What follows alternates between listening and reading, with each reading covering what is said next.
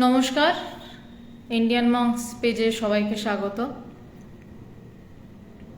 আজকে অনেকখানি দেরি হয়ে গেল। 9টা থেকে শুরু হওয়ার কথা ছিল, 9:16। বাইরে গেছিলাম, তো কোভিড কারণে একটু আটকেও গেছিলাম। তো আমার আজকে একদম একটা অন্য জায়গায় বসে লাইভ করছি, কারণ যেহেতু বাইরে যাওয়া এবং ফেরার পথে স্নান না করতে পারার কারণে ঘরে ঢুকতেই পারিনি। তো সম্পূর্ণ অন্য একটি জায়গা থেকে বসে লাইভ করছি। আপনারা একটু জানাবেন যে আদৌ ঠিকঠাক দেখা যাচ্ছে কিনা এবং শব্দ শোনা যাচ্ছে কিনা। দেখা যাওয়ার থেকেও মূল্যবান শব্দ আপনারা কি আদৌ ঠিকঠাক শুনতে পারছেন? এইটা একটু আমাকে কমেন্ট করে জানাবেন প্লিজ। আজকে আমাদের যে বিষয়টা নিয়ে আলোচনা হওয়ার কথা, মানুষের পূর্ণ বিকাশ হতে পারে কিভাবে। আচ্ছা, যারা রাগ করবেন দেরি হওয়ার জন্য, আমি হাত জোর করে মার্জনা চাইছি। আমার দেরি হয়ে গেছে এবং আমি অত্যন্ত অত্যন্ত দুঃখিত এই কারণে। স্বামী শিষ্য সংবাদ থেকে মানুষের পূর্ণ বিকাশ, আমরা পূর্ণ বিকাশ বলতে কি বুঝি, কাকে পূর্ণ বিকাশ বলতে বুঝি? পূর্ণ বিকাশ সেটাই আমরা যেমন বলি একটা বাচ্চা বড় হবে, সেটা তার পূর্ণ বিকাশ। আচ্ছা, ধন্যবাদ, অনেক শোনা যাচ্ছে। ওকে, থ্যাংক ইউ।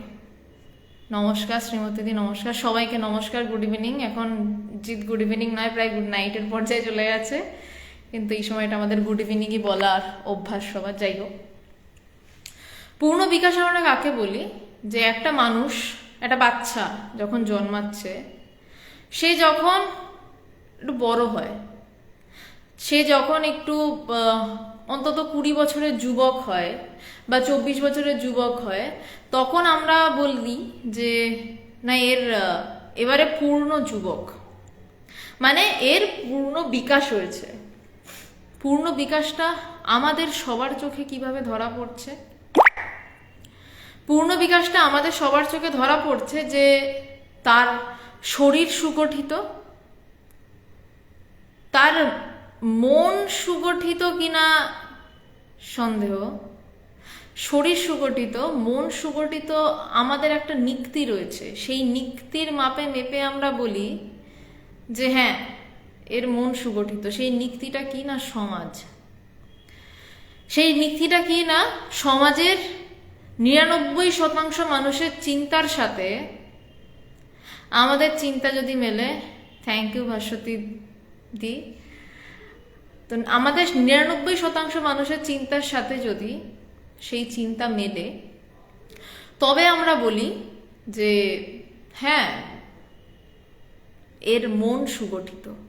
সেই মনটা কেমন হয় একটু একটু ভেবে যাই আমরা। একটু বলছি আমি, কারণ খুব সূক্ষ্ম আলোচনা আজকে। আমার মানে লজ্জা লাগছে আজকে, আমার আজকের দিনে আমার এতটা দেরি হলো। যেদিন এত সূক্ষ্ম, আগের দিন এত সূক্ষ্ম কিছু ছিল না। মনের সুগঠিতটা, মনের পূর্ণ বিকাশ আমরা কি বলি? যে না, সে একটা বিয়ে করবে, তার একটা বউ হলো, কি বউয়ের একটা বর হলো, তার কিছু ছেলে বা মেয়ে বাচ্চা হলো, এবং সে সুন্দরভাবে সন্দীপ চক্রবর্তী, আপনি কোন বইয়ের কথা বলছেন? দ্য গ্রেটেস্ট যদি হয়, আমি ওটা প্রসেসিংয়ে রয়েছে, ওটা আমি আপনাকে জানাবো। তো পূর্ণ বিকাশের মানেটা হচ্ছে যে সে একটা বিয়ে করতে পারবে, তার সংসার হবে, সে পরিবারের ভরণ পোষণ করতে পারবে, দায়িত্ব নিতে পারবে, ছেলে মেয়ে উভয়ের ক্ষেত্রেই। সে নিজের চারপাশের মানুষগুলোকে একটা ওয়ে অফ লাইফে ঠিক রাখতে পারবে এবং সবাইকে খুশি রাখতে পারবে। সে সবাইকে খুশি রাখবে, মানে অন্যরা যারা তার চারপাশের মানুষ, তারা যেই কাজে খুশি থাকে, সে যখন সেই কাজটি করতে পারবে, তখনই কিন্তু সে পূর্ণ বিকাশ হয়েছে বলে সমাজ তাকে নেমপ্লেট দেবে। কিন্তু আসলে পূর্ণ বিকাশ কি? শরীরের পূর্ণ বিকাশ তো হয়ে যায়, মনের পূর্ণ বিকাশ কি হয়? মনের পূর্ণ বিকাশ বিষয়টা কি, সেইটা নিয়ে আমাদের মতন এই সমাজের 99.99% মানুষ যা ভাবে, তার থেকে ওই যে 0.1% মানুষ ছিটকে বেরিয়ে গেছে, সেই ছিটকে বেরিয়ে যাওয়া মানুষ একজন সন্ন্যাসীর নাম স্বামী বিবেকানন্দ। এবং মুশকিলটা হচ্ছে ওই যে ছিটকে বেরিয়ে যাওয়া এই 0.1% মানুষ, সেই 0.1% মানুষকে সমাজের আবার বাকি 99.99% মানুষ সভয়ে অনুসরণ করে। সভয়ে বলছি, তার কারণ ভয় আছে আমার ঘরের ছেলেটা না আবার সন্ন্যাসী হয়ে যায়, আমার ঘরের মেয়েটা না আবার সন্ন্যাসী হয়ে যায়। সে পূর্ণ সত্তার বিকাশ জানতে চাইবে, কিন্তু ভয়ে ভয়ে জানতে চাইবে। যতটুকু বিকাশ হলে আমার সংসার ঠিক থাকে, আমার বাবা ততটুকুই বিকাশ হোক। সন্দীপ চক্রবর্তী, হ্যাঁ গ্রেটেস্ট। অ্যাকচুয়ালি কথার মাঝে কথা কাটা হচ্ছে, সরি। আমি আপনার গ্রেটেস্টের বইটা আপনার অ্যাড্রেসে পৌঁছাতে কতদিন, মানে ওয়েটে কত টাকা কুরিয়ার নেবে সেইটার জন্য একটু দেরি হচ্ছে, একটু ধৈর্য ধরুন। আমি অবশ্যই আপনাকে ইনফর্ম করবো এবং বই অবশ্যই আপনার কাছে পৌঁছাবে। তো আমাদের সেই 99.99% মানুষের থেকে একটি যে মানুষ পড়ে থাকে, 1-2টি মানুষ যারা এই সংসারটাকে ছেড়ে বেরিয়ে যায়, তারা পূর্ণ বিকাশের কথা বলে। আমরা সেই 0.1% মানুষকে খুব ভয়ে ভয়ে অনুসরণ করি, কারণ বেশি অনুসরণ করলে আবার বিপদ, বেশি ভালো হয়ে গেলে মহা বিপদ, একটু আদ্র নয়, পুরোপুরি বিপদ। তো তারা পূর্ণ বিকাশের কথা কি বলছেন? তারা পূর্ণ বিকাশ মানে কি বলছেন? তারা পূর্ণ বিকাশ মানে কি বলছেন? একটা বিয়ে করা, বা একটা বিয়ে না করা, বা একটা বাচ্চা, বা একটা সংসার, এইটা কি পূর্ণ বিকাশের মাত্রা? তাদের চোখ দিয়ে আমার বলার থেকে তারা কি বলছেন, তাদের মুখের কথাটা বেটার শোনা। বলার থেকে তাদের মুখের কথাটা, তাদের ভাষাতে তারা কি বলছেন সেইটা একবার আমরা শুরু করি স্বামী শিশু সংবাদ থেকে, এবং আমি আমার সাধ্য মতন চেষ্টা করব ব্যাখ্যা করার। সরি, বারবার আমাকে আজকে স্যানিটাইজ করতে হচ্ছে, কারণ বাইরে থেকে এসেছি এবং বইপত্র ধরছি। যাই হোক, আজকের দিনের যে ঘটনা, আগের দিনেরই ঘটনার একটা কন্টিনিউয়েশন চলছে। স্বামীজি স্বামী যোগানন্দের সঙ্গে ট্রামে করে আলিপুরের পশুশালা থেকে ফিরেছেন। শিষ্য স্বামী যোগানন্দর সহিত ট্রামে করিয়া রাত্রি প্রায় 8টার সময় বাগবাজারে ফিরিয়া আসিল। স্বামীজি ওই সময়ের প্রায় 15 মিনিট পূর্বে ফিরিয়া বিশ্রাম করিতেছিলেন। প্রায় অর্ধ ঘণ্টা বিশ্রাম আনতে তিনি বৈঠকখানায় আমাদিগের নিকট উপস্থিত হইলেন। রাত্রি 8টা নাগাদ ফিরে একটু 8 ঘন্টা রেস্ট নিয়ে এসছেন। ভক্ত তখন সেখানে স্বামী যোগানন্দ, শরৎচন্দ্র চক্রবর্তী সরকার, শশীভূষণ ঘোষ ডাক্তার, বিপিন বিহারী ঘোষ, শান্তিরাম ঘোষ প্রভৃতি পরিচিত বন্ধুগণ ও স্বামীজির দর্শনাবিলাসে আগত অপরিচিত 5-6 জন লোক উপস্থিত ছিলেন। স্বামীজি অদ্য পশুশালা দেখিতে যাইয়া রামব্রহ্মবাবুর নিকট ক্রমবিকাশবাদের অপূর্ব ব্যাখ্যা করিয়াছেন শুনিয়া, আগের দিন যেটা নিয়ে আলোচনা হয়েছিল, আমি আর যাচ্ছি না, খুব জটিল তত্ত্ব, খুব জটিল না, মানে সেই তত্ত্বটা নিয়ে আজকে কিছুটা আবার আলোচনা রয়েছে, ইভলিউশন থিওরি। অপূর্ব ব্যাখ্যা করিয়াছেন শুনিয়া ইহারা সকলেই ওই প্রসঙ্গ বিশেষ রূপে শুনিবার জন্য ইতঃপূর্বেই সমুৎসুক ছিলেন। আচ্ছা, আজকে যারা শুনছেন, আমি একটু একটা কথা বলে নিই। আজকের আলোচনাটা একটু দীর্ঘায়িত হবে। এই আলোচনাটা বেশ রাতও হয়েছে, এখন 9:26 বাজে। যদি আলোচনাটা দীর্ঘায়িত হয়, আপনারা যারা শুনছেন আপনাদের কোনো অসুবিধা নেই তো? আপনারাই, মানে যারা শুনছেন তারাই তো আসল। আপনারা একটু কমেন্ট করে জানান যদি আলোচনা একটু দীর্ঘায়িত হয়, তাহলে আপনাদের অসুবিধা আছে কি না। যদি আপনাদের অসুবিধা থাকে কারণ রাত বাড়ছে, তাহলে আমি খুব শর্টে শেষ করব। আদারওয়াইজ ঘটনার গভীরে ঢোকার চেষ্টা করব। একটু আপনারা কাইন্ডলি জানান যে অসুবিধা আছে কিনা। তো রামব্রহ্মবাবুর নিকট ক্রমবিকাশবাদের অপূর্ব ব্যাখ্যা করিয়াছেন শুনিয়া ইহারা সকলেই ওই প্রসঙ্গ বিশেষ রূপে শুনিবার জন্য ইতঃপূর্বে সমুৎসুক ছিলেন। অতএব তিনি আসিবা মাত্রই সকলের অভিপ্রায় বুঝিয়া শিষ্য এই কথাই পারিল। আচ্ছা আচ্ছা, অসুবিধা নেই, মোটামুটি 4 জন বলে দিয়েছেন। বেশ, তাহলে আমি একটু যেভাবে ইচ্ছা সেভাবে ঢুকি, যেভাবে বিষয়টা আসে সেভাবে ভিতরে ঢোকার চেষ্টা করি আর কি। শিষ্য মহাশয় পশুশালায় ক্রমবিকাশ সম্বন্ধে যাহা বলিয়াছিলেন তাহা ভালো করিয়া বুঝিতে পারি নাই। অনুগ্রহ করিয়া সহজ কথায় তাহা পুনরায় বলিবেন কি? বেশ বেশ, ধন্যবাদ, অনেক ধন্যবাদ। তো শিষ্য বলছেন যে শিষ্যরা বুঝতে একটু অসুবিধা হয়েছে, কারণ আগে কথা হয়েছে স্বামী বিবেকানন্দ এবং সুপারিনটেন্ডেন্টের মধ্যে, পশুশালার সুপারিনটেন্ডেন্ট আলিপুর চিড়িয়াখানার। তো বেশ একটু হাইফাই আলোচনা হয়েছে বিভিন্ন দর্শন মতবাদ এই সেই নিয়ে। তো স্বামীজি এবার শিষ্য সেই আলোচনাটার পুরোপুরি বুঝতে পারেনি। সে বলছে যে অনুগ্রহ করে সহজ কথায় পুরোটা একটু বুঝিয়ে দিন। স্বামীজি, শিষ্য কেন? স্বামীজি বলছেন কেন, কি বুঝিসনি? শিষ্য, এই আপনি অন্য অনেক সময় আমাদের বলিয়াছেন যে বাহিরের শক্তিসমূহের সহিত সংগ্রাম করিবার ক্ষমতাই জীবনের চিহ্ন এবং উহাই উন্নতির সোপান। আজ আবার যেন উল্টা কথা বলিলেন। শিষ্য স্বামীজিকে খুব পলাশ সর্দার, একটু সহজভাবে আলোচনা করুন যাতে বুঝতে সুবিধা হয়। মানে আমি যেভাবে আলোচনা করি পলাশবাবু, এর থেকে সহজে আলোচনা বেদান্ত করার সামর্থ্য আমার নেই, তবুও আমি চেষ্টা করব। আপনার যেখানে অসুবিধা হবে আপনি আলোচনার শেষে একটু প্রশ্নগুলো জট ডাউন করে রাখুন, আপনি আলোচনার শেষে একটু আমাকে প্রশ্নটা করবেন, আমি চেষ্টা করব আমার যতটুকু ক্ষমতায় কুলায় আমি বোঝানোর। শিষ্যর একটা সুন্দর গুণ ছিল, সে স্বামীজিকে বিভিন্ন সময়ে ক্রস করতো, যে না স্বামীজি আপনি এইটা বলছেন, স্বামীজি আপনি এই সময় এইটা বলেছেন, তাহলে আপনি এখন কেন এরকম বলছেন? সবারই সাহস থাকে না স্বামী বিবেকানন্দকে প্রশ্ন করার, এবং শিষ্য এটা করতো খুব শ্রদ্ধার সাথে। গুরুকে অবশ্যই প্রশ্ন করতে হয়। অদ্বৈতবাদে গুরুকে প্রশ্ন করাই আধ্যাত্মিকতার একটা সোপান হিসাবে নির্দেশিত। আমাকে আমার গুরুদেব ভগবান বলেছিলেন, মনে পড়ে, আমি তখন অনেক ছোট, স্কুল কলেজে পড়ি, সবে কলেজে ভর্তি হয়েছি। আমাকে বলেছিলেন তুই আমাকে প্রশ্ন করবি, আমার প্রতিটা কথাকে তুই প্রশ্ন করবি, প্রশ্ন করে বুঝবি। কখনোই অদ্বৈতবাদ বা আধ্যাত্মিকতা বলে না আমি বলছি মেনে নাও, আমি বলছি শুনে নাও। এই চাপিয়ে দেওয়াটা অদ্বৈতবাদের কোথাও নেই, কারণ অদ্বৈতবাদের মূল পথই হচ্ছে বিচার পথ। বিচার করে করে যেখানে এগোতে হবে, বিচার মানে নিজের মধ্যে কাটাকুটি, নিজের মধ্যে খেলা। তো সেখানে গুরুকে তো অবশ্যই প্রশ্ন করতে হবে, কিন্তু আছে একটা, প্রশ্ন করার জন্য প্রশ্ন নয়। দুরকম প্রশ্ন হয়, আমি প্রশ্ন করার জন্য প্রশ্ন করে গেলাম। আর এক রকম প্রশ্ন হয়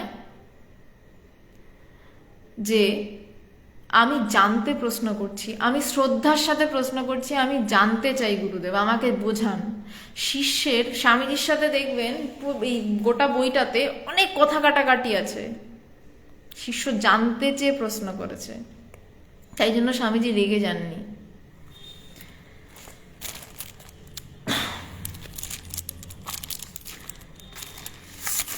তো সেই যে শিষ্য বলছে যে আপনি আমাদের বহু সময় বলেছেন যে বাইরের শক্তিসমূহের সঙ্গে সংগ্রাম করার ক্ষমতাই জীবনের চিহ্ন। বাইরের যে শক্তি, বাইরের যে ঝড়ঝাপটা, তার সঙ্গে যখন সংগ্রাম করছি সেটাই জীবন, এবং সেইভাবেই উন্নতি আমাদের করতে হবে। বলছে আজ যেন আবার উল্টো বললেন।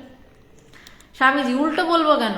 তুই বুঝতে পারিসনি, অ্যানিম্যাল কিংডম বা নিম্ন প্রাণী জগতে আমরা সত্যি struggle for existence, survival of the fittest প্রভৃতি নিয়ম স্পষ্ট দেখতে পাই। তাই ডারউইনের থিওরি কয়েকটা সত্য বলে প্রতিভাত হয়। স্বামীজি বলছেন উল্টো কেন বলবো, আমি ঠিকই বলেছি, তুই বুঝতে পারিসনি। কারণ অ্যানিম্যাল কিংডম মানে পশু রাজ্যে, নিম্ন প্রাণী জগতে, মানুষও প্রাণী, man is a rational animal. মানুষের নিজেকে অ্যানিম্যাল বলতে খুব কষ্ট হয়, কারণ আমি নিজেকে পশু বলবো? এই আমি বেশ একটা কোট টোট পরে বসে রয়েছি, এটা কোনো পশুরই থেকে আহরণ করা সুতো টুতো কিছু হবে? তো এই সুন্দর কোট প্যান্ট পরে যদি একটা বাঁদরও বসে থাকতো তো থাকতো, কিন্তু মানুষের বুদ্ধি বেশি, তার হাতে টেকনোলজি রয়েছে, সে কথা বলতে জানে, সে নিজেকে পশু বলবে কোন দুঃখে? তাই মানুষের এইখানেও চালাকি, এইখানেও কি বলবো সূক্ষ্ম অসভ্যতা, মার্জনা করবেন, মানুষ হয়ে মানুষকে গালি দিচ্ছি। বলছে man is a rational animal, পুরো ডাইরেক্টলি সে বলছে না যে মানুষ পশু, পশুই তো, একটু উচ্চতর পশু।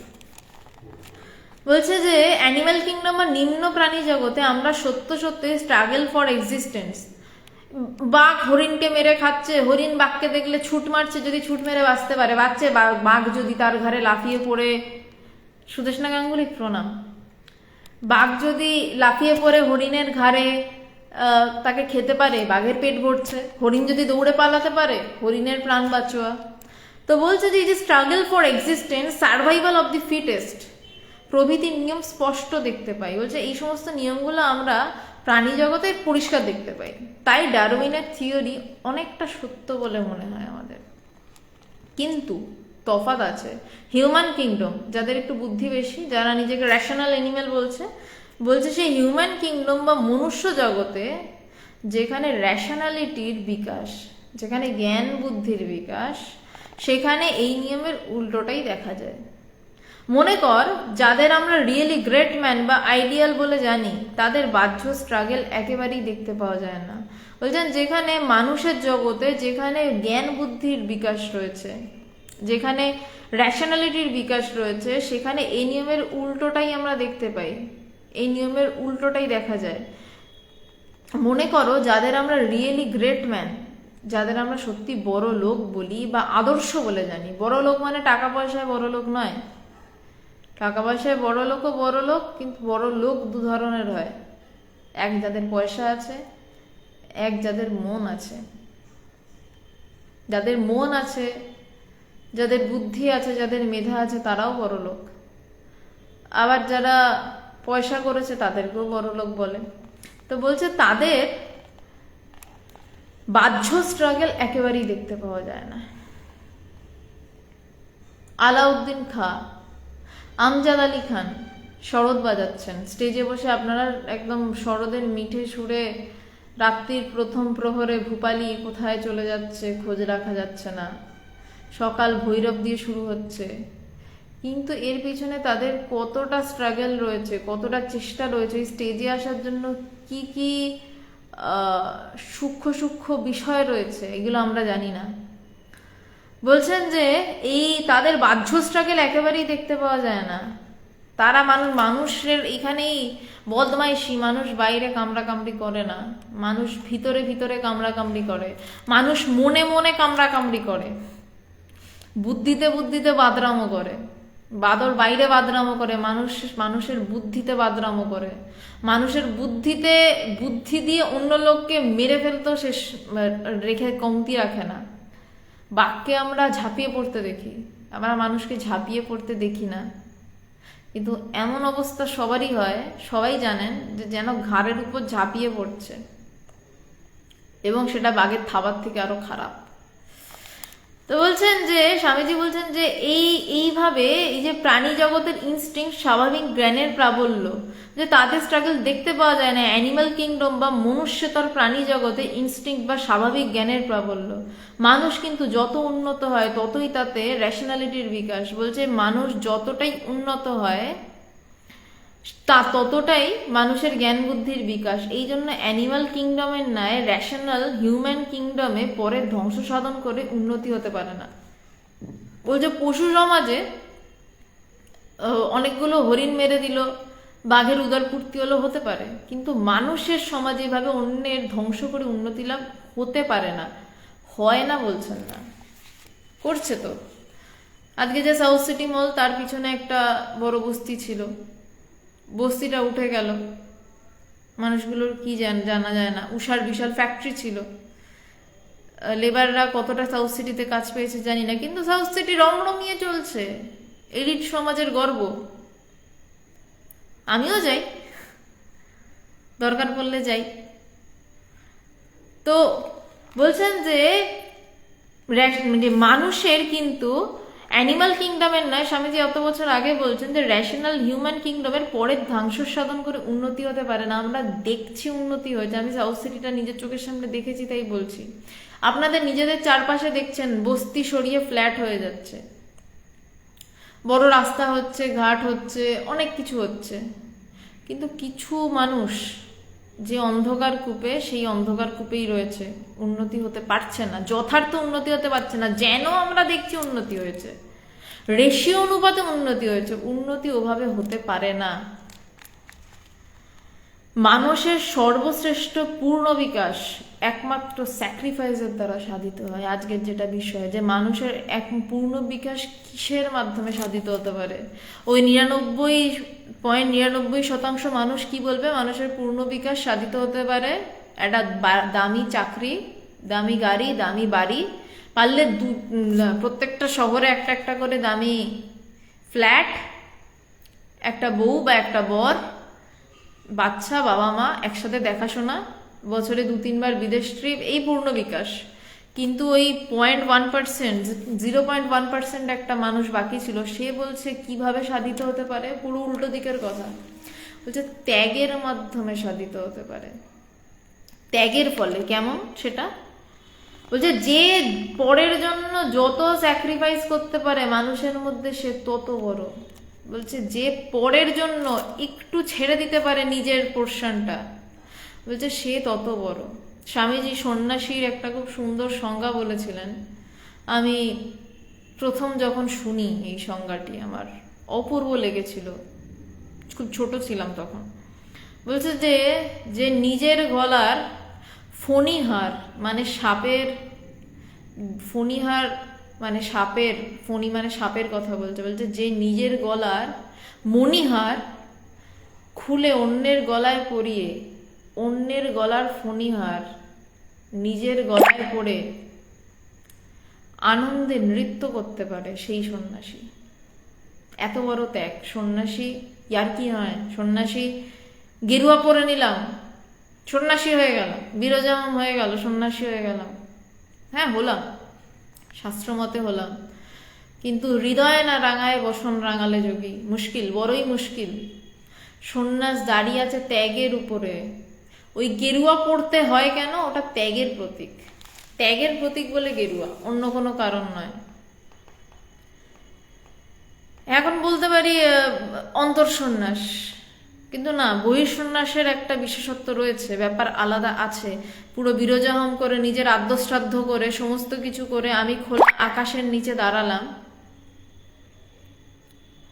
সেটার তো একটা বিষয় থাকছেই। কিন্তু এখানে একটা কিন্তুর ব্যাপার রয়েছে, যে ত্যাগের কথা। এই যে বলছে অন্যের গলার সাপের মালা নিজের গলায় পরে, নিজের গলার মালা খুঁড়ে অন্যের গলায় পরিয়ে সে দুঃখে মুশড়া থাকবে না, সে আনন্দে নাচবে। যে কেন আনন্দে নাচবে? যে সে ভালো আছে, আমি এই ত্যাগ করতে পেরেছি, সে যেই ত্যাগের আনন্দে নাচবে, সেই যথার্থ সন্ন্যাসী। আজকে কিছু বললামই, আজকে একটু দীর্ঘায়িত হবে, কারণ কিছু আমার ব্যক্তিগত অভিজ্ঞতাও বলছি। আমি কিছু মানুষ দেখেছি যাদের দেখে আমি স্তম্ভিত হয়ে গেছি। তারা সবাইকে চেয়েছে, যে স্কুলে দেখেছি, কলেজে দেখেছি, বিভিন্ন ক্ষেত্রে দেখেছি, তারা চেয়েছে যে আমি মানুষদেরকে হাতের মুঠোয় রাখবো, আমি প্রভুত্ব করব, কর্তৃত্ব করব। সবাই চায়, অনেকেই চায় প্রভুত্ব করতে, কর্তৃত্ব করতে।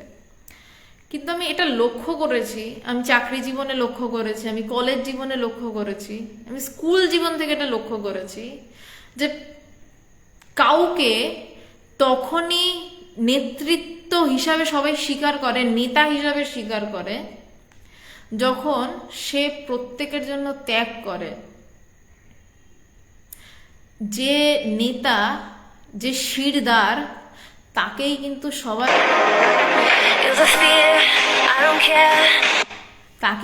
সবার আগে গলাটা কেটে দিতে হয়, গলাটা কেটে নামাতে হয়। সেই প্রথম যে নিজে ত্যাগ করবে, সে ত্যাগ করবে প্রথম, তারপর তো বাকিদের ত্যাগ।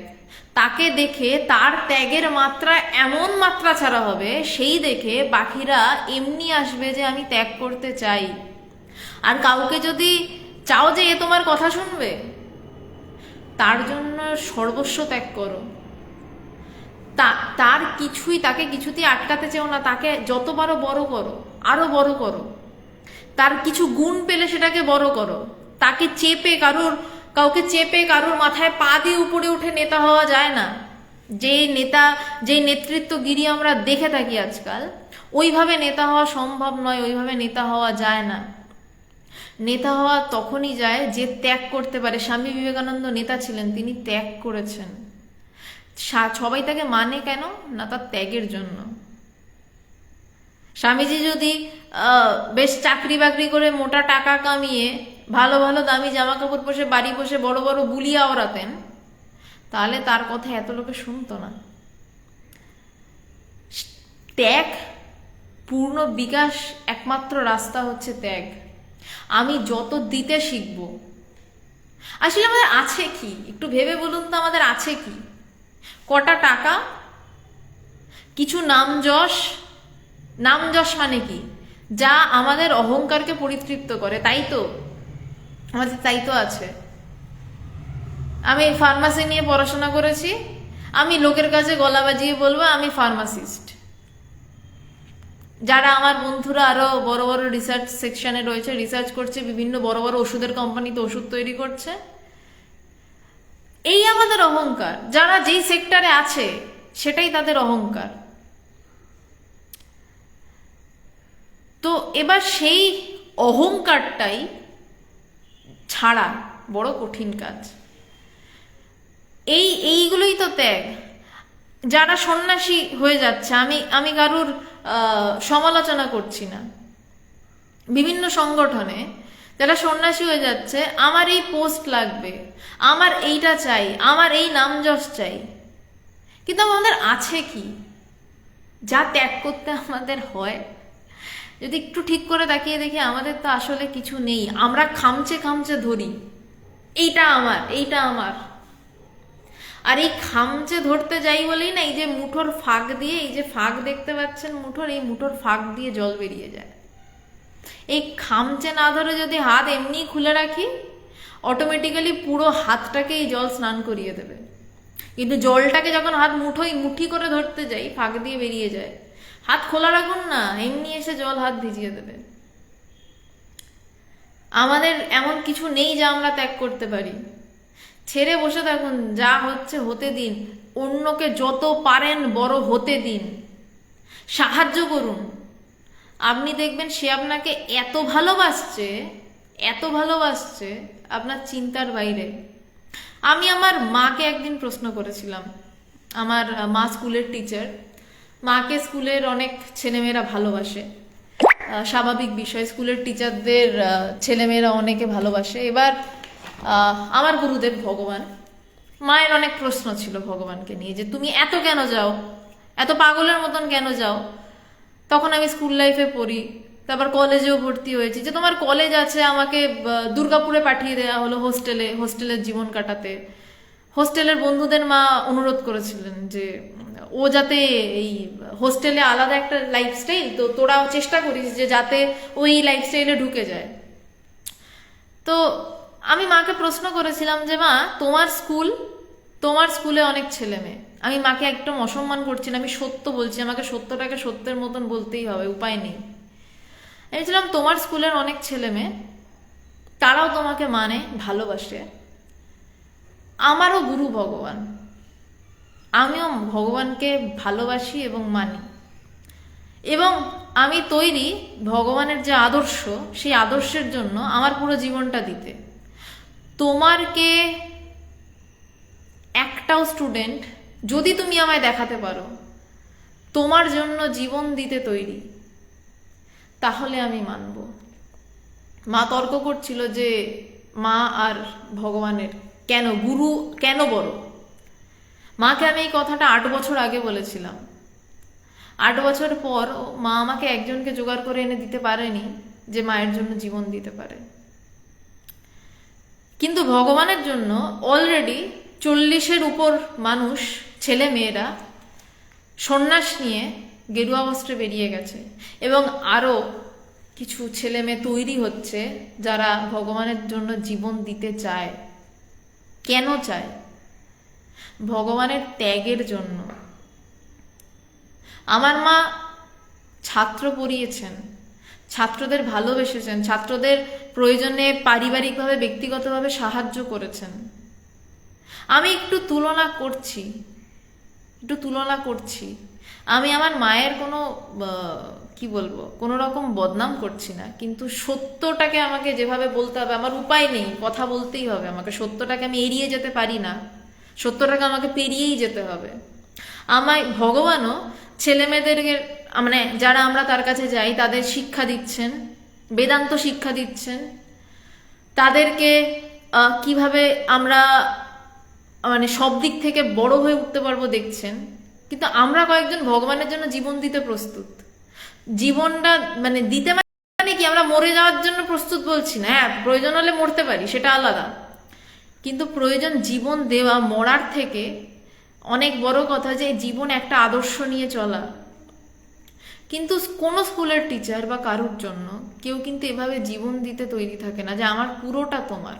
এটার কারণ কি, আধ্যাত্মিক পথের শুধু ভগবান বলে নয়, বিভিন্ন যারা আধ্যাত্মিক পথের যারা ঠিক ঠিক বিজ্ঞানী গুরু হন, তাদের জন্য কিন্তু শিষ্যরা জীবন দিয়ে সন্ন্যাস নেয় এবং জীবনটা ওই আদর্শের পিছনেই দেয়, কারণ ওই ত্যাগ। তা সেই গুরুর মধ্যে পূর্ণ বিকাশ হয়েছে, মনুষ্যত্বের পূর্ণ বিকাশ হয়েছে। এবং ভগবান আমাদেরকেও শেখাচ্ছেন যে তোমারও পূর্ণ বিকাশ হোক। মজাটা এখানেই, তিনি আমাদের ছোট করে রাখতে চাননি, তিনি নিজে বড় হয়েছেন, তিনি, তাকে আমরা ভগবান বলে ডাকি। আজকে একটু আলোচনায় আসছে এই কথাগুলো, তাকে আমরা ভগবান বলে ডাকি। এবং তিনি আমাদেরকে বললেন যে দেখ, মানুষই ভগবান, আমি এটা অনুভব করেছি, তোরাও যে ভগবান এইটা তোরা বুঝতে পারবি এবং এটা তোরা বোঝার চেষ্টা কর যে তোরাও ভগবান। ভগবানের একটা খুব সুন্দর কথা বলছেন, মানুষই ভগবান। তো প্রত্যেকের মধ্যে সেই ভগবত সত্তাকে, সেই শ্রেষ্ঠ সত্তাকে তিনি নির্দেশ করছেন। সেই জন্যই তো আমরা সব ছেড়ে বলছি, ভগবানের কাছে বলছি যে হ্যাঁ আমরা সব ছেড়ে দাঁড়িয়ে আছি। এবং অলরেডি 40 জনের উপর সন্ন্যাসী সন্ন্যাসিনী ছেলেমেয়েরা দাঁড়িয়ে রয়েছে তার চারপাশে। তার কারণ কি, তিনি নিজে ত্যাগ করেছেন। ত্যাগের উপর দাঁড়িয়ে এই সব ছাড়া, ত্যাগের উপর দাঁড়িয়ে এই ভালোবাসা, ত্যাগ ছাড়াই ভালোবাসা হয় না। আমার মা স্কুলের টিচার, তিনি স্কুলে কিছুটা ভালো মন্দ তাদের দেখেছেন, বাড়িতে এসে আমার ভালো মন্দ আরো 1000 গুণে বেশি দেখেছেন, কারণ আমি তার মেয়ে, আমি তার অনেক বড় স্বার্থ, তার মেয়ে তার অনেক বড় স্বার্থ। আমার মতন করে তিনি কোনোদিনই স্কুলের ওই বাচ্চাগুলোকে ওভাবে দেখতে পারবেন না। কিন্তু ভগবানের কাছে কোনো আলাদা নেই, তার নিজের বলে কিছু নেই। সবটাই যখন ত্যাগ, তখন তো পুরোটাই দেওয়া নেওয়া থাকে। তাই স্বামীজি বলছেন যে পূর্ণ বিকাশই একমাত্র রাস্তা ত্যাগ। মনকে যে যত কন্ট্রোল করতে পেরেছে সে তত বড় হয়েছে। মনের সম্পূর্ণ বৃত্তিহীনতায় আত্মার বিকাশ হয়। মনের সম্পূর্ণ বৃত্তিহীনতায়, যেখানে মনের চাওয়ার মুহূর্তটুকু অব্দি নেই, বৃত্তিহীনতা। বৃত্তি মানে কি, আমার মনে একটা চাহিদা উঠলো, সেইটা আমি চেয়ে ফেললাম, কিন্তু তারও আগে একটা বৃত্তি ওঠে, আমি জল খাবো, তারপর আমি গিয়ে জল খাচ্ছি। ওই বৃত্তিটাও যার নেই, বলছে সেই বৃত্তিহীনতায় আত্মার বিকাশ। বলছে মনকে যে যত কন্ট্রোল করতে পেরেছে সে তত বড় হয়েছে। যার মনে বৃত্তি যত কম সে তত বড় হয়েছে। অ্যানিমাল কিংডমে স্থূল দেহের সংরক্ষণে যে স্ট্রাগল পরিলক্ষিত হয়, হিউম্যান প্লেন অফ এক্সিস্টেন্সে মানব জীবনে মনের উপর আধিপত্য লাভের জন্য বা সত্য বৃদ্ধি সম্পন্ন হওয়ার জন্য সেই স্ট্রাগল চলছে। বলছেন যে অ্যানিমাল কিংডমে স্থূল দেহের সংরক্ষণে যে স্ট্রাগল দেখা যায়, মানব জীবনে মনের উপর আধিপত্য লাভের জন্য সত্যবৃত্তি হওয়ার সম্পন্ন জন্য সেই স্ট্রাগল চলছে। ওখানে সিংহ বাঘের ঝটাপটি চলছে, এখানেও মানুষের ভিতরে সিংহ আর বাঘে ঝটাপটি চলে, রজগুণ সত্যগুণে মারামারি চলে। আমি ঈশ্বর চিন্তা করব নাকি আমি জাগতিক চিন্তা করব, ঝটাপটি চলে। ওই ঝটাপটিটা বাইরে দেখা যায় না। ওই পশু সমাজে সাপ ব্যাং খাচ্ছে দেখা যায়, এখানে যে সত্যগুণ কখন রজগুণকে গিলে খেয়ে নিল সেটা দেখা যায় না, আবার কখন রজগুণ তমগুণকে গিলে খেয়ে নিল দেখা যায় না, আবার কখন তমগুণ বড় হয়ে রজগুণকে খেয়ে নিল দেখা যায় না। তো সবসময় এই এক নিরন্তর ভিতরে মারামারি আমাদের চলছে। জীবন্ত বৃক্ষ ও পুকুরের জলে পতিত বৃক্ষ ছায়ার ন্যায় মনুষ্যতর প্রাণী ও মনুষ্য জগতে স্ট্রাগল বিপরীত দেখা যায়।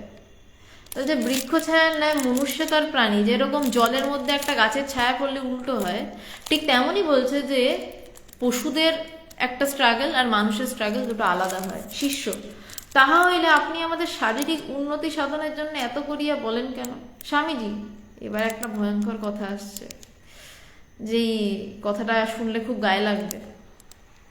শিষ্য, আবারও রিপিট করছি, শিষ্য, তাহা হইলে আপনি আমাদের শারীরিক উন্নতি সাধনের জন্য এত করিয়া বলেন কেন? স্বামীজি, তোরা কি আবার মানুষ? কেন বলছেন সবাই তো মানুষ? যে সামনে শিষ্য বসে রয়েছে সংস্কৃতে পণ্ডিত, কাকে বলছেন? না, সে সংস্কৃতে পণ্ডিত ব্রাহ্মণ, সে গড়গড়িয়ে শাস্ত্র বলতে পারে, তাকে বলছেন যে তোরা কি আবার মানুষ? তবে একটু জ্ঞান বুদ্ধি আছে, এই মাত্র। দেহটা ভালো না হলে মনের সহিত স্ট্রাগল করবি কি করে? যে দেহটা যদি ভালো না হয় তাহলে মনের সঙ্গে স্ট্রাগল করবি কিভাবে? যদি আমার দেহতে সবসময় প্রবলেম হতে থাকে, আমার আজকে হাতে ব্যথা, আমার কাল পায়ে ব্যথা, আমার কালকে পেটে গ্যাস হয়েছে, আমি মনের সাথে লড়বো কখন আর পেটের গ্যাস তাড়াবো কখন? আমাকে তো আগে পেটের গ্যাস তাড়াতে হবে। আগে দেহ যদি একদম ফিটফাট থাকে, যদি আমি বলি আরে আমি একদম দারুণ আছি, তারপর মনের প্রশ্ন। দেহে উহ আহ করে যাচ্ছি প্রাথমিক অবস্থায়, পরের অবস্থায় দেহ উহা করুক, মনের তার সাথে কোনো সম্পর্ক থাকে না। মন বলে আমি জিও আছি, মন বলবে আমি বিন্দাস আছি, দেহ উহা করতে পারে। অভেদানন্দজির একটা গল্প মনে পড়ছে, স্বামীজির গুরু ভাই, যতদূর সম্ভব অভেদানন্দজির এই ঘটনা। অভেদানন্দজির কিছু একটা অপারেশন করতে হতো, তো তিনি ডাক্তারকে বলছেন যে অ্যানাস্থেশিয়া করতে হবে না। তো ডাক্তার বলছে আপনার তো ভয়ঙ্কর লাগবে। বলছে কোনো দরকার নেই, আপনি শুধু বলুন কটা নাগাদ অপারেশনটা করবেন, আপনার অ্যানাস্থেশিয়া করার কোনো দরকার নেই, কালী মহারাজ। তো ডাক্তার অ্যানাস্থেশিয়া করলেন না, এবং সেই সময় অভেদানন্দজি সমাধিস্থ হয়ে পড়লেন। তার কোনো দেহবোধই নেই, দেহ থেকে জাস্ট মনটাকে তুলে নিলেন। এটা পারা যায়, যারা এই পথে দীর্ঘদিন আছেন তারা পারেন, প্রথম দিকের কথা নয় এগুলো। সেই সময় অভেদানন্দজি সমাধিস্থ, উইদাউট অ্যানাস্থেশিয়া অপারেশন হলো, এবং তারপর সমাধি ভাঙলো। অভেদানন্দজি একটা কিচ্ছু করলেন না। তো বলছেন যে যে দেহটা ভালো না হলে মনের সঙ্গে সংগ্রাম করবি কি করে? দেহ ভালো হলে না মনের সাথে সংগ্রাম করতে হবে। তোরা কি আর জগতের হাইয়েস্ট এভলিউশন, পূর্ণ বিকাশস্থল মানুষ পদবাচ্য আছিস? পুরো ধাক্কা। স্বামীজি আজকে একটা চর মারছেন ধরে। চরটা কেমন? পশু জগতের মতন চর নয়, উঠে এরকম থাবা বসিয়ে দেওয়া নয়, কিন্তু ওই থাবার থেকে অনেক বেশি বড় থাবা, মনকে মানে মনের উপর পুরো থাবা মারছেন। তোরা কি আবার মানুষ? এবার ব্যাখ্যা করছেন কেন বলছেন। বলছেন যে দেহ ভালো না হলে মনের সঙ্গে সংগ্রাম করা যায় না। তোরা কি আর জগতের পূর্ণ বিকাশস্থল মানুষ পদবাচ্য আছিস? আহার নিদ্রা মৈথুন ভিন্ন তোদের আর কি আছে? এখনো যে চতুষ্পদ হয়ে যাসনি এই ঢের। মানুষ এই আলোচনা করতেও এখন এই কথাগুলো এত প্রাসঙ্গিক যে আলোচনা করতে হচ্ছে, এটাই লজ্জার। মার্জনা করবেন, সত্যি কথাগুলো প্রাসঙ্গিক, এখনো প্রাসঙ্গিক। যদি প্রাসঙ্গিক না হতো, ভোটে এত ঝামেলা হয় না, মানুষ মানুষকে এরকম মারতে যায় না, একটা ভোট আসে এত রক্তারক্তি কাণ্ড হয় না। আজকে আমি বাইরে থেকে সদ্য ফিরলাম, হয়তো ড্রেস আপ এবং ব্যাকগ্রাউন্ড, মানে যারা প্রথমে ছিলেন তাদেরকে বলছিলাম যে দেরি হওয়ার কারণটা এটা, আমি বাইরে গেছিলাম, তো পুরো আলাদা সেট আপে আজকে বসেছি, কারণ স্নান করতে পারিনি। ট্রেনে ফিরছিলাম, ট্রেনে মানুষের মুখে মাস্ক নেই, মানে আপন ভালো পাগলেও বোঝে এই করোনার সময় লোকে এত মারা যাচ্ছে কিন্তু মানুষে মাস্ক পরবে না। মোটামুটি 80% মানুষের মুখে মাস্ক নেই। তো মাস্ক নেই যখন আমাকেই আমার ব্যবস্থা করতে হয়, স্নান টান করে ঢুকতে হয়। তো তো সেই কথাটা, এই যে স্বামীজি বলছেন যে তোরা কি আর মানুষ আছিস, এখনো যে চতুষ্পদ হয়ে যাসনি এই ঢের, বলছেন যে জ্ঞান বুদ্ধি যদি সাধারণ একটু থাকে তাহলেও তো মানুষ, এই বর্তমানের পরিপ্রেক্ষিতে বলছি, নিজের ভালো নিজে বোঝে। বাড়িতে সবার একটা, সবাই নয়, আমরা ঢের জোয়ান আছি। আচ্ছা, তুরিয়ানন্দ মহারাজের সাথে হয়েছিল, হতে পারে আমি আমি ভুল করেছি। না না না না, আপনি ভালো করেছেন, রণবাবু বলেছেন, আপনি রানাবাবু বলেছেন, তাহলে তুরিয়ানন্দ মহারাজ, আমার নাম ভুল হতে পারে, আমার ঘটনাটা মনে ছিল। তো এখনকার মানে এই আমি এখনকার সাথে কথাটাকে মেলাচ্ছি, তার কারণ এখন বিপদ চারিদিকে। আমরা নয় কয়েকজন জোয়ান কম বয়সী, সবারই তো বাড়িতে বাবা মা বেশি বয়সের রয়েছে। কেউ ভাবছে না আজকে যে আমি এই বেপরোয়াভাবে চলছি, চলে বাড়ি ফিরছি, আমার বাবা মার আমার থেকে সংক্রমণ হতে পারে। তার থেকে একটু মেনে নিয়ে চললে ক্ষতি কি হয়? ক্ষতি তো কিছু হয় না, সামান্য মানতে অসুবিধা কি? একটু মাস্কই তো পরা ভিড়ের মধ্যে, তাই এইটুকু করতে তো অসুবিধা নেই, কিন্তু মানুষ সেটুকুও করবে না। স্বামীজি 100 বছরেরও আগে এই কথা বলছেন যে তোরা কি আর মানুষ আছিস? তোরা কি আর জগতের পূর্ণ বিকাশস্থল মানুষ পদবচ্চ আছিস? পূর্ণ বিকাশস্থল তোদের আর কি আছে? আহার নিদ্রা মৈথুন ভিন্ন। আহার, খাওয়া দাওয়া, ঘুমানো আর মৈথুন, সংসার। মানে মৈথুন শব্দটাকে ভালোভাবে ভাষায় বলেছেন, ইংলিশে বললে সেক্স। এই ছাড়া কি রয়েছে যেটা ছাড়া মানুষ টিকতে পারে না? আদিম রিপু বলছে তোদের কি আছে? বলছেন যে এখনো যে চতুষ্পদ হয়ে যাসনি, এই ঢের। কি ভয়ঙ্কর, কি ভয়ঙ্কর থাবা মনের উপর মেরে যাচ্ছে। বলছেন যে এখনো যে চতুষ্পদ হয়ে যাসনি, 4 পায়ে হাঁটতে শুরু করিসনি, এই অনেক।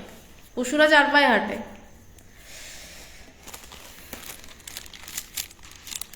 তো দুঃখের যেটা বিষয় হচ্ছে যে এখনো একই অবস্থার পরিবর্তন হয়নি। ঠাকুর বলতেন মান হুঁশ আছে যার সেই মানুষ। তোরা তো জায়স্য মৃয়স্য বাক্যের সাক্ষী হয়ে স্বদেশবাসীর হিংসাস্থল ও বিদেশিগণের ঘৃণার আস্পদ হয়ে রয়েছিস। তোরা অ্যানিম্যাল, তাই স্ট্রাগল করতে বলি। কি ভয়ঙ্কর ঝাড় দিচ্ছেন স্বামীজি শিষ্যকে। এর থেকেও বাজে ঝাড় আর হয় না। বলছেন যে তোরা কি হয়ে আছিস? ঠাকুর বলছেন যে যার মান আছে, যার মান এবং হুঁশ আছে, হুঁশ কিনা চৈতন্যের হুঁশ, যার ব্রহ্মজ্ঞানের চেষ্টা রয়েছে বা যার ব্রহ্মজ্ঞান হয়েছে, সেই মানুষ, যার চৈতন্যের হুঁশ আছে। চৈতন্যের হুঁশ থাকলেই মান আসে। বলছে সেই মানুষ, যে সেই পূর্ণ বিকশিত মানুষ। বলছেন যে যার মান আছে আর হুঁশ আছে, সেই মানুষ। তোরা তো জায়স্য মৃয়স্য, বলছে তোরা আছি, ঠিক আছে, চলছে। বলছে এই রকম বাক্যের সাক্ষী হয়ে স্বদেশবাসীর হিংসাস্থল। কেন? তখন আস্তে আস্তে স্বদেশী আন্দোলন জেগে উঠছে, মান হুঁশ সমস্ত স্বদেশী আন্দোলন জেগে উঠছে। এরা তাদেরকেও সাহায্য করে না। এই ধরনের যা পড়াশোনা করছে, একটু গা বাঁচিয়ে সমাজে চলছে, কিন্তু একদল তখন চাইছে দেশকে স্বাধীন করে আনতে। সেই সময়ের পরিপ্রেক্ষিতে বলছেন যে তোরা স্বদেশবাসীর হিংসাস্থল, তোরা পড়াশোনা করবি, নিজের সুবিধা দেখবি, খাবি দাবি ঘুমাবি। আর বলছেন যে বিদেশিগণের ঘৃণার আস্পদ হয়ে রয়েছিস। বিদেশিরা পাত্তাও দিচ্ছে না, এত সংস্কৃত বলছে, কি করছে আমাদের কি? কিন্তু স্বামীজিকে বিদেশিরা পাত্তা তো দূরস্থান, পায়ের নিচে বসে তাদের সমস্ত কিছু ত্যাগ করে স্বামীজির পায়ের নিচে বসে বসে স্বামীজির মত শুনছে, স্বামীজির ঝাড় খাচ্ছে, স্বামীজির বকা শুনছে। কেন না? স্বামীজি পূর্ণ বিকশিত মানুষ, যার মধ্যে চৈতন্যের হুঁশ রয়েছে। আসল বিষয়, আমার মধ্যে কি চৈতন্যের হুঁশ আছে নাকি আমার মধ্যে চৈতন্যের হুঁশ নেই? এর প্রত্যেকটার উত্তর অন্য কাউকে বলে দেওয়ার দরকার নেই। প্রত্যেকে নিজেই জানে আমার মধ্যে কি চৈতন্যের হুঁশ আছে, নাকি আমি শুধুই চলছি, খাচ্ছি যাচ্ছি ঘুমাচ্ছি, আবার উঠছি, খাচ্ছি যাচ্ছি ঘুমাচ্ছি। রবীন্দ্রনাথ ঠাকুরের একটা কথা ছিল, রাধার পরে খাওয়া, খাওয়ার পরে রাধা। এই নিয়েই জীবন বাধা, এই ধরনের একটা কবিতা, আমার খুব একটা মনে থাকে না। তো বলছেন যে এইরকম অবস্থা, তোরা অ্যানিম্যাল। স্বামীজি খেপে গিয়ে শিষ্যকে এরম বলে দিচ্ছে, বলছে তোরা তো পশুই, তাই জন্য তোদেরকে স্ট্রাগল করতে বলি। থিওরি রেখে দে, নিজেদের দৈনন্দিন কার্য ব্যবহার স্থিরভাবে আলোচনা করে দেখি তোরা অ্যানিম্যাল অ্যান্ড হিউম্যান প্লেন্সের মধ্যবর্তী জীব বিশেষ কিনা। বলছে থিওরি রেখে দে আগে, তোরা নিজেদের রোজের কাজ আর ব্যবহার স্থিরভাবে আলোচনা করে দেখ। বলছে তোদের রোজ যা কাজ করিস আর তোদের নিজেদের ব্যবহার, আমাদেরও ভাবার কথা যে আমাদেরও নিজেদের এখনো 100 বছর পরেরও কথা বলছে, আমাদের নিজেদের রোজের কাজ এবং আমাদের ব্যবহার আমরা একটু ভেবে দেখি তো, যে আমরা কি চৈতন্যের হুঁশ বা মানুষের আচরণটা পুরোপুরি করি, নাকি এই যে স্বামীজি বলছেন তোরা অ্যানিম্যাল অ্যান্ড হিউম্যান প্লেস, মানব এবং মানবেতর ভূমির, মানে পশু পাতি, বাংলায় বলতে গেলে পশু আর মানুষের মাঝামাঝি বলে গালাগালি দিচ্ছেন, এটা এখনো প্রযোজ্য। কোনো মতে খাচ্ছি, খাওয়ার জন্য দৌড়াচ্ছি, পেটের রোজগারের জন্য, উঁচুতে ওঠার চিন্তা নেই, উঁচুতে ওঠার জন্য কামড়াকামড়ি করছি, পলিটিক্স করছি, স্বাভাবিক, এটা এই করে থাকি আমরা। বলছেন যে একটু ভেবে দেখ, থিওরি রাখ, ভেবে দেখ তোরা পশু এবং মানুষের মাঝামাঝি কোনো জায়গাটার জন্যই কিন্তু তোদের জায়গা কিনা। ফিজিকটাকে আগে গড়ে তোল, বলছে দেহটাকে আগে গড়ে তোল, মধ্যবর্তী জীব বিশেষ কিনা, তবে তো মনের উপর ক্রমে আধিপত্য লাভ হবে, নায়মাত্রা বলহীন লভ্য, বুঝলি? বলছে আগে শরীরটাকে ঠিকভাবে গড়ে তোল, তবে তো মনের উপর ক্রমে আধিপত্য লাভ হবে। বলছে তবে মনের উপর ধীরে ধীরে আধিপত্য লাভ হবে। নায়মাত্রা মা বলহীনা লভ্যা, মানে যে বলহীনের দ্বারা আত্মা লাভ হয় না, আত্মজ্ঞান লাভ হয় না, তার কারণ সে আধ্যাত্মিক বিভিন্ন অনুভব হলে বিভিন্ন রকম শারীরিক অনুভূতি শরীরকে ধারণ করতে হয়, সেই শরীরের তো ধারণ ক্ষমতাই হবে না। তাই বলছে নায়মাত্মা বলহীনা লভ্য, বলছে যার ঠিকঠাক বলহীন তার সে আত্মা তাকে বরণ করবেন না, কারণ সে আধ্যাত্মিক অনুভবের ধাক্কাই নিতে পারবেন না, তার শরীরই নিতে পারবে না। তাই আগে শরীর সুগঠিত করতে হবে। শিষ্য মহাশয় বলহীনানা অর্থে ভাষ্যকার কিন্তু ব্রহ্মচর্যহীনানা বলেছে। শিষ্যে এবার একটু শাস্ত্রে ঠকেছে। স্বামীজি তা বলুন গে, ব্রহ্মচর্যহীনানা মানে ব্রহ্মচর্যহীন মানে যে ব্রহ্মচর্য রক্ষা করছে এবং যে ব্রহ্মচর্য রক্ষা করতে পারছে না। আমি এই বিষয়টা বিশদে যাচ্ছি না, আপনারা সবাই জানেন। তো ব্রহ্মচর্য রক্ষা করা এবং ব্রহ্মচর্য রক্ষা না করা এইটার মধ্যে বলছেন। তো শিষ্য বলছে বলহীন অর্থে এই অর্থে ব্যবহার হয়েছে। স্বামীজি তা বলুন গে, আমি বলছি দুর্বল শরীরে আত্মসাক্ষাৎকার লাভ হয় না। স্বামীজি বলছেন যে তা বলতে পারে না, আমি বলছি দুর্বল শরীরে আত্মসাক্ষাৎকার লাভ হয় না। একই কথা, যদি ব্রহ্মচর্যহীন হয়, যদি বীর্যহীন হয়, তবে তার শরীর ভাঙতে থাকবে এবং সেই ভাঙাচোরা শরীরে ব্রহ্মচর্য কখনোই জ্ঞান লাভ হতে পারে না। শিষ্য কিন্তু সবল শরীরে তো অনেক জড়বুদ্ধিও তো দেখা যায়, শরীর ভালো কিন্তু তাদের বুদ্ধি নেই, জড়বুদ্ধি বেশিরভাগেরই তাই। স্বামীজি তাদের যদি তুই যত্ন করে ভালো আইডিয়া একবার দিতে পারিস, তাহলে তারা যত শিগগির তা ওয়ার্কআউট করতে পারবে, কার্যে পরিণত করতে পারবে। হীনবীর্য লোক তত শিগগির পারবে না। এটা সত্যি, একটা বেশ কর্মঠ তেজে লাফালাফি করা একটা ছেলে বা মেয়েকে আমি যদি একটা চিন্তা দিই যে তুমি এভাবে কাজটা করো, যখন আমি কাজ করছি, আমি নিজের অভিজ্ঞতাই বলছি, তারা যেভাবে ঝাঁপিয়ে পড়ে হ্যাঁ করে দেবো, কোনো ব্যাপার না, সামলে দেবো, যে একটু শরীর টরীর দুর্বল কি করে করব, হ্যাঁ দেখছি, তাদের মনটাও সংকুচিত হয়ে থাকে। তাই জন্য শরীর চর্চা করতে লাগে। বলছে যে শরীর যদি একদম দুর্দান্ত থাকে, মনও সাথে এমনি দুর্দান্ত থাকবে, আধ্যাত্মিক চিন্তা বাদ দিয়ে। তার সাথে যে আধ্যাত্মিক চিন্তা যুক্ত হলে তো ব্যাপার আলাদা। বলছে হীনবীর্য লোক তত শিগগির পারবে না। দেখছিস না ক্ষীণ শরীরে কাম ক্রোধের বেগ ধারণ হয় না, শুটকো লোকগুলো শিগগির রেগে যায়, শিগগির কাম মোহিত হয়। বলছে দেখছিস না শুটকো লোকগুলো তাড়াতাড়ি রেগে যায়, তাড়াতাড়ি কাম মোহিত, মানে তাড়াতাড়ি তার যে কোনো কিছুতে মানে রেগেও যায় তাড়াতাড়ি, তাদের ভালোও লেগে যায় কাউকে তাড়াতাড়ি, মুশকিল আছে। শিষ্য কিন্তু এই নিয়মের ব্যতিক্রমও দেখিতে পারা যায়। স্বামীজি তা নেই কে বলেছে? মনের উপর একবার আধিপত্য লাভ হয়ে গেলে দেহ সবলই থাক বা শুকিয়েই যাক, তাতে আর আসে যায় না। এটাই আসল কথা। এই স্বামীজি যে আলোচনাগুলি করছেন, যে কথাগুলি বলছেন, সেগুলো সবই প্রাথমিক স্তরের কথা, কারণ শিষ্য প্রাথমিক স্তরে আছে। শিষ্য যদি উচ্চ স্তরে থাকতেন, স্বামীজি তার সাথে উচ্চ স্তরের কথা বলতেন। শিষ্য কিছুদিন আগে মাত্র দীক্ষা নিয়েছে, বেশি দিন হয়নি, বেশি বছর হয়নি, তাই স্বামীজি তার সাথে এই কথাগুলোই বলছেন। শিষ্য বলছেন এই নিয়মের তো ব্যতিক্রমও হয়। স্বামীজি বলছেন যে হ্যাঁ হয়, কিন্তু মনের উপর একবার কন্ট্রোল হতে হবে। মনের উপর একবার কন্ট্রোল হয়ে গেলে দেহ সবল থাক বা শুকিয়ে যাক, তাতে আর আসা যায় না। ওই যে তুরিয়ানন্দজির কথা বললাম, আমি ভুল করে কালী মহারাজের কথা বলেছিলাম, রানা ভট্টাচার্য ধরিয়ে দিলেন, ধন্যবাদ আপনাকে। ওটা কালী মহারাজের ঘটনা নয়, তুরিয়ানন্দজির ঘটনা। তো তখন একবার মনের উপর আধিপত্য এসে গেলে কি হচ্ছে, শরীর কেটে নিচ্ছে কোথায়, তাতেই আসা যায় না। কারণ সত্যি কথা বলতে গেলে মনের উপর আধিপত্য এসে গেলে শরীরটাকেই একটা জামা বলে মনে হয়। শরীর যেমন এই কোটটা একটা পরেছি না, এই বেশ জবরজং, তখন মাঝে সাঝে মনে হয় শরীরটাও একটা জামা, কবে খুলবে।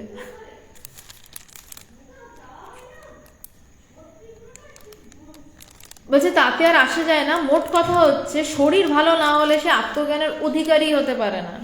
ঠাকুর বলতেন শরীরে এতটুকু খুঁত থাকলে জীব সিদ্ধ হতে পারে না।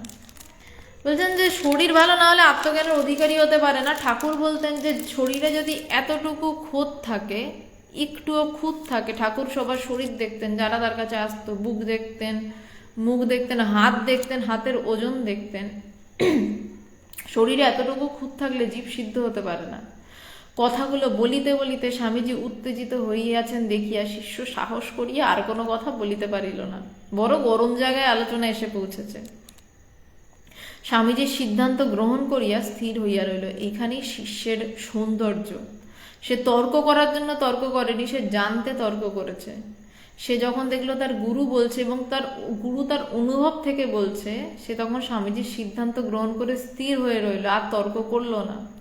কিছুক্ষণ পর স্বামীজি রহস্য করিয়া উপস্থিত সকলকে বলিতে লাগিলেন, আর এক কথা শুনেছেন?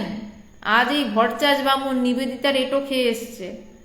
তার ছোঁয়া মিষ্টান্ন না হয় খেলি, তাতে তত আসে যায় না, কিন্তু তার ছোঁয়া জলটা কি করে খেলি? এবার স্বামীজি রসিকতার ভাবে এসছেন, এবং রসিকতার সাথে আগের দিন দেখেছেন যে ওই সুপারিনটেন্ডেন্ট বাবুর বাড়িতে, রামব্রহ্ম বাবুর বাড়িতে নিবেদিতার কে নিয়ে যখন স্বামীজি গেছিলেন, এক টেবিলে বসে শিষ্য কিছুতেই খেতে চাইছিল না। স্বামীজি তাকে বারবার রিকোয়েস্ট করে, বারবার বলা হয় যে পুনঃ পুনঃ অনুরোধ করে তাকে খাইয়েছিল, এবং নিবেদিতার ছোঁয়া জল নিজে খেয়ে তারপর শিষ্যকে খেতে দিয়েছিল।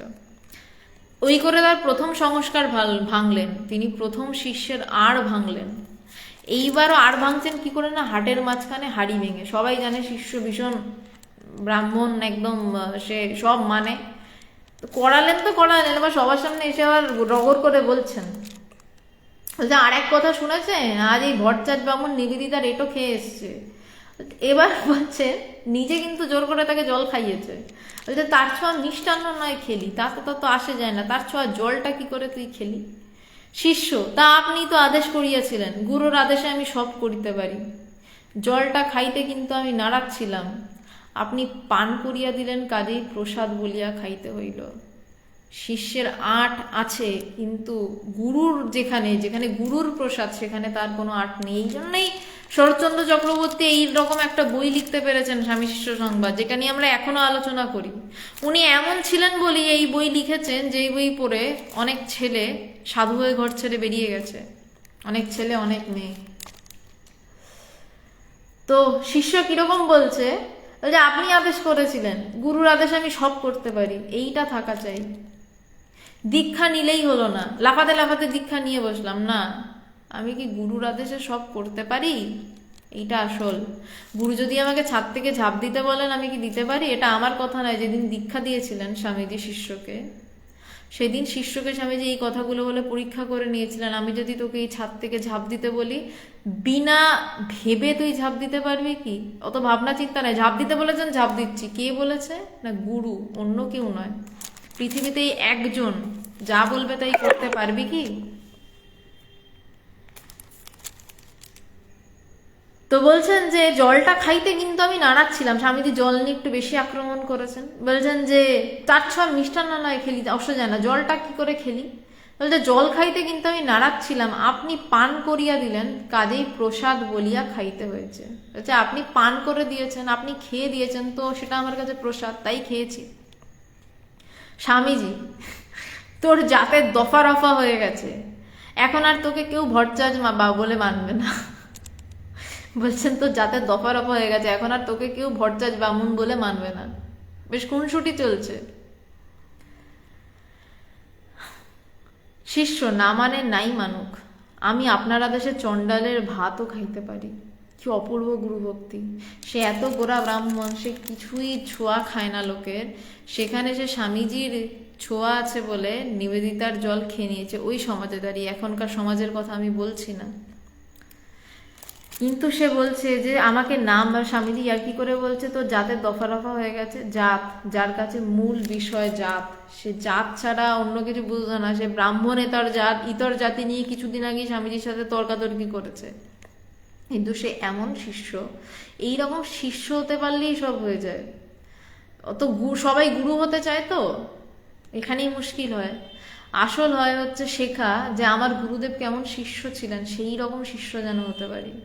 এই যে শরৎচন্দ্র চক্রবর্তী বলছেন যে না মানে নাই মানুক আমাকে ভট্টাচার্য ব্রাহ্মণ, আমি আপনার আদেশে চণ্ডালের ভাতও খাইতে পারি, তার কাছে কিছুই আসে যায় না। যদি স্বামীজি আদেশ দেয়, যদি আমার গুরু আদেশ দেয়, আমাকে যা খুশি তাই করতে হবে। কেন? আমার গুরু বলেছে। কেন বলেছে বাপু আমি তো জানি না। এই অবস্থা যদি যতদিন না মনের হচ্ছে ততদিন হলো না। কথা শুনিয়া স্বামীজি উপস্থিত সকলে হো হো করিয়া হাসিয়া উঠিলেন। কথাবার্তায় রাত্রি প্রায় 12টা হইয়া গেল। এখন রাত অনেক কম, এই কথা শেষ হতে হতে 12টা হয়েছে, এখন 10টা 14 বাজে। উপযুক্ত সময় আলোচনা চলছে। শিষ্য ওই রাত্রে বাসা বাড়িতে ফিরিয়া আসিয়া দেখল দ্বার রুদ্ধ হইয়া গিয়াছে। ডাকাডাকি করিয়া কাহাকেও জাগাইতে না পারিয়া তাহাকে অগত্যা বাসার রোয়াকে শুইয়া সে রাত্রি যাপন করিতে হইল। কি অপূর্ব! সে 12টা নাগাদ এসছে, এসে ঘরে এসে কাউকে ডাকাডাকি করে তুলতে পারেনি, সে বাড়ির রোয়াকে শুয়ে রাত কাটাচ্ছে। গুরুর সঙ্গ এমনই হয়, রাত 12টা বেজে যাচ্ছে, গুরুকে ছেড়ে আসতে ইচ্ছা করে না। লোকে বলে না এত গুরুর কাছে যাওয়া কেন? গুরু সঙ্গ এমনই হয়, যারা সেই টেস্ট পেয়েছে তারা পেয়েছে। আর যারা জানে গুরুর কাছে গিয়ে একবার পা ঠুকে প্রণাম করে চলে এলেই আমি উদ্ধার হয়ে যাব, তারা তাদের মতন থাকে। এবার আমি যেহেতু এই টেস্ট পেয়েছি ভগবানের কাছে গিয়ে, আমি তাই বলছি, গুরু সঙ্গ রাত 12টা অবধি বসে থাকলেও মানে ঠিক আছে, রাত কাটুক, চলুক। আমাদেরকে ভগবান ধাক্কা মারতে মারতে পারলে প্রায় বের করে দেয় আর কি, মায়ের বাড়ি থেকে বা আশ্রমের থেকে। 8:30টায় নিয়ম আশ্রম থেকে বেরিয়ে যাবার। কোনো দিন 9:45 বেজে যায়, আমরা বেরোচ্ছি না। কিরে যা, হ্যাঁ যাচ্ছি বলে এদিক ওদিক কাজ দেখাচ্ছি, আদতে কিছুই কাজ করি না। এবার এবার বেরো। এইভাবে গুরু শিষ্যকে তাড়ায়, আর শিষ্য এভাবে গুরুর কাছে পড়ে থাকতে চায়। এই মজা যে পেয়েছে সে পেয়েছে, যে পায়নি তাকে বলে বোঝানো বড় মুশকিল। তো শিষ্য 12টা অবধি স্বামীজির সাথে কথা বলে এসে রোয়াকে এসে শুয়ে রয়েছে। কালচক্রের কঠোর পরিবর্তনে স্বামীজি, স্বামী যোগানন্দ, ভগিনী নিবেদিতা আজ আর নরশরীরে নাই। তাহাদের জীবনের পবিত্র স্মৃতিমাত্রই কেবল পড়িয়া রহিয়াছে, এবং তাহাদের কথাবার্তা যৎকিঞ্চিৎ লিপিবদ্ধ করিতে পারিয়া শিষ্য আপনাকে ধন্য মনে করিয়াছে। যে কালচক্রের কঠোর পরিবর্তনে স্বামীজি, যারা সেখানে ছিলেন, সবাই বোঝাই যাচ্ছে রাত 12টা অবধি আলোচনা মানে খুব কাছের মানুষেরাই ছিলেন। তো বলছেন যে স্বামীজি, নিবেদিতা, যোগানন্দজি, এই কজন মিলেই তো গল্প হয়, সবাই মিলে এক গাদা লোক নিয়ে এরকম খোলা আলোচনা আড্ডা হয় না গুরুর সাথে। বলছে তারা কেউই নেই, কিন্তু তাদের আলোচনা সামান্য লিপিবদ্ধ করে শিষ্য নিজেকে ধন্য মনে করছে। আজকে এই অবধি আলোচনা। কারুর যদি কোনো প্রশ্ন থাকে করতে পারেন, আমি চেষ্টা করব উত্তর দেওয়ার। আচ্ছা, অর্পিতা দত্ত, এইসব কথা যখন প্র্যাকটিক্যালি পাওয়া যায় তখন শুধুই চুপ থাকা ঠিকই।